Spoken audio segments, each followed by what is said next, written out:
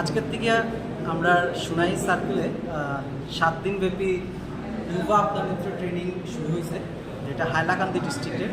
So আমরা এখানে কাছাড়, হাইলাকান্দি, শ্রীভূমি এবং ডিমা হাসাও জেলার ট্রেনিংটা এই সদ্ভাবনা ভবনে হইব। সো কাছাড় জেলার অলরেডি আমরা 200 জনের ট্রেনিং শেষ হয়ে গেছে। সো এখন 100 জন ভলান্টিয়ার্সের হাইলাকান্দির ট্রেনিং এখানে হইব। সো হাইলাকান্দির আজকে ফার্স্ট ব্যাচ, এখানে ফার্স্ট 49 জন আছে। এবং এই ট্রেনিংটা রেসিডেন্সিয়াল ট্রেনিং। এখানে ডিজাস্টার রেসপন্সের ক্ষেত্রে আমরা যা যা দরকার আছে, যা যা টেকনিক আছে, সব কিছু জিনিস এখানে তারা ডিটেইলে সেখানে ইটালির রেসিডেন্সিয়াল ট্রেনিং তারা এখানে থাকবো।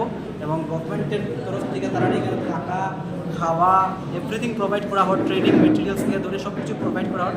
এবং তারা আমরা রিসোর্স পার্সন 3 জন আছে আমার সাথে, পিন্টু, শেখ, আমিনুর এবং অজয় মাল্লা, তারা 3 জন রিসোর্স পার্সন। তারা এই ট্রেনিংটা চালাইব। তাছাড়াও আমরা এখানে এসডিআরএফ, এনডিআরএফ এবং আমাদের মেডিকেল টিম আছে। এই 3টা ডিপার্টমেন্ট থেকে তারা এডিশনাল ট্রেনিং দেওয়া হবে, যাতে কোনো দুর্যোগ যদি হয় আগামী দিনে হাইলাকান্দি ডিস্ট্রিক্টে, তারা যাতে অ্যাডমিনিস্ট্রেশনের এজ এ ফার্স্ট রেসপন্ডার তারা যাতে হেল্প করতে পারে। সো এই ট্রেনিংয়ে আমরা এইগুলো জিনিসই শিখানি হইব, যে কীভাবে মানুষের বাঁচাইতে লাগে, কীভাবে আমরা লোকাল বা ইম্প্রোভাইজ মেথড দিয়া একটা মানুষের শিফট করতে লাগে বা বাঁচাইতে লাগে, এইগুলো জিনিস আমরা এখানে শিখানি হইব। সো এই 7 দিনের ট্রেনিং আজকে থেকে শুরু হয়েছে। এই ট্রেনিংটা শেষ হইব আগামী রবিবারে। সো এই ব্যাচ শেষ হলে দেন নেক্সট ব্যাচ আমরা আবার শুরু করব। তো এইবারে যেটা গভর্নমেন্টের ইনিশিয়েটিভ, গভর্নমেন্ট অফ ইন্ডিয়ার। সো এবারের ট্রেনিংয়ের হলো গিয়ে যে মাই ভারত রেজিস্ট্রেশন ভলান্টিয়ার যারা আছে তারাই এই ট্রেনিংয়ে পার্টিসিপেট করতে পারবে।